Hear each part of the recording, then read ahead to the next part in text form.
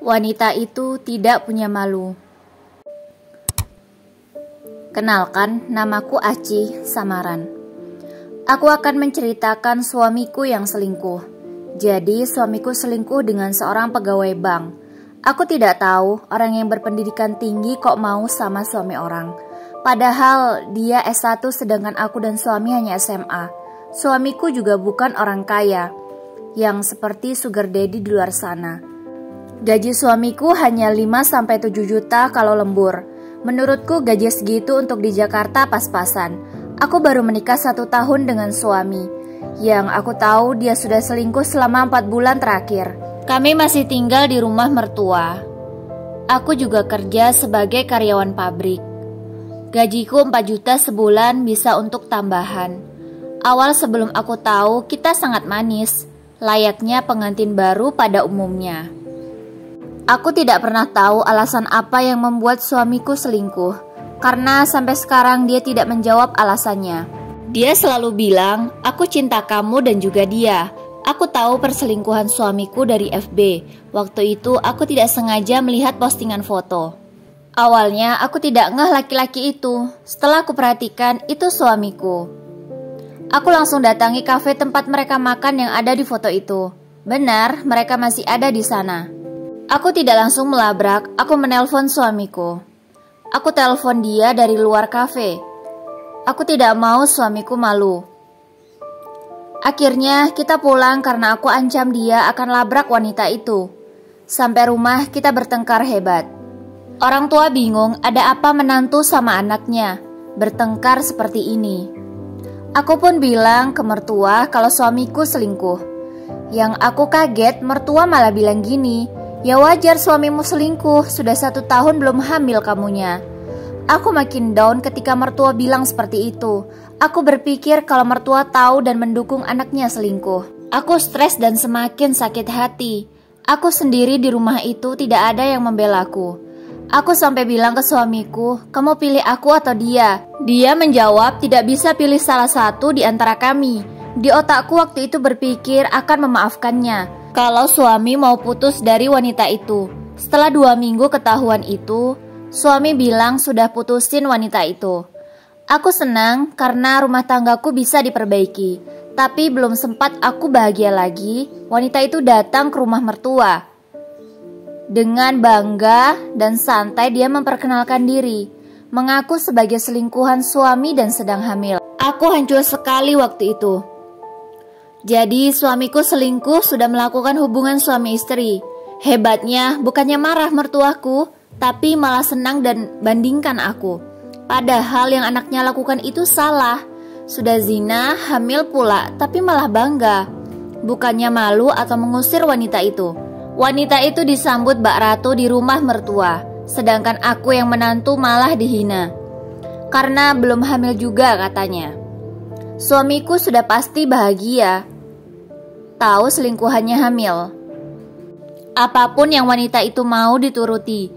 Sejak itu aku tidak pernah dinafkahi lagi. Karena sudah tidak tahan dengan perlakuan mereka, aku minta cerai. Aku tidak sanggup lagi. Aku ajukan gugatan ke pengadilan. Tapi sulit karena suami selalu menolak cerai. Aku dibuat gila dan stres olehnya. Aku sampai tidak makan dan susah tidur. Berminggu-minggu aku berjuang agar bisa cerai, hingga aku jatuh pingsan. Aku kos sendiri waktu itu. Untung ada ibu kos yang tahu aku pingsan. Aku dibawa ke rumah sakit.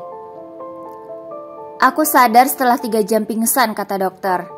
Aku bertanya pada dokter, aku sakit apa?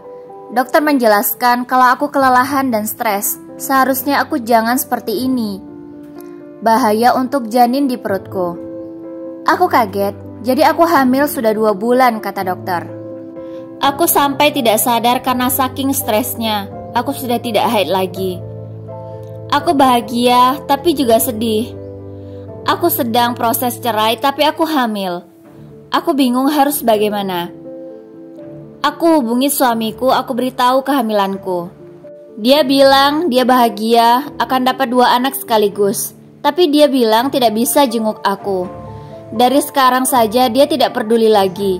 Apalagi nanti. Aku putuskan akan tetap gugat cerai. Kali ini aku kumpulkan bukti perselingkuhan. Padahal awalnya aku tidak mau bawa perselingkuhan ini. Tapi karena suamiku tidak menyetujui gugatanku, aku pakai perselingkuhan ini sebagai alasan terkuat. Tapi suami tidak mau kalah begitu saja. Dia bilang ke pengadilan kalau aku sedang hamil. Jadi pengadilan tidak bisa mengabulkan.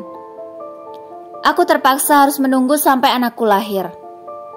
Aku makin stres di kehamilanku ini. Moodku tidak baik dan sering sakit. Hingga kandunganku yang 3 bulan harus gugur. Karena aku sangat stres dengan masalah yang ada. Aku menyesal, tapi gimana? Aku benar-benar stres. Cerai tidak bisa, nafkah hanya 1 juta sebulan. Tidak bisa bekerja. Susah tidur dan diteror sama mertua. Aku selalu dibilang menantu tidak tahu diri, tidak tahu diuntung.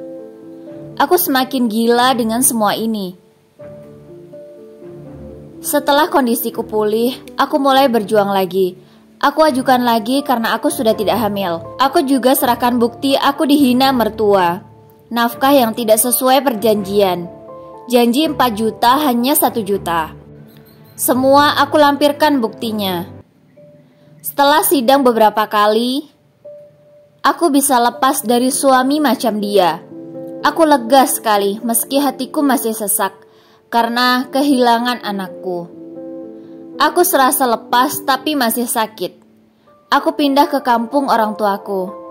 Aku ditampung oleh pamanku karena orang tuaku sudah meninggal. Aku mulai menata lagi hidupku yang baru. Bekerja membahagiakan diri sendiri. Terakhir, aku lihat postingan mantan suami. Dia membuat story anaknya yang sudah lahir. Wanita itu bangga, tapi ada netizen yang nyeletuk. Anak hasil perselingkuhan kok bangga? Ternyata itu tetangga mantan suami. Aku kepo sih gimana kehidupan dia sekarang. Aku tanya ke tetangganya itu. Katanya dia sering dengar kalau mereka cekcok. Dan sampai sekarang wanita itu belum dinikahi. Tidak tahu apa alasannya. Mantan suami dipecat dari perusahaan karena perselingkuhannya viral dan buat malu. Wanita itu juga dipecat dari bank. Sama karena buat malu dan nama baik bank jadi tercemar. Aku pernah memang cerita di WA aku. Aku senang tapi juga ada rasa kasihan. Tapi itu sudah resiko yang harus mereka terima. Aku harap kisahku bisa jadi pelajaran. Yang namanya perselingkuhan tidak akan berakhir baik. Apalagi dari awal sudah buruk seperti itu. Terima kasih yang sudah menonton. Semoga kalian selalu diberikan kesehatan. Jangan lupa subscribe ya.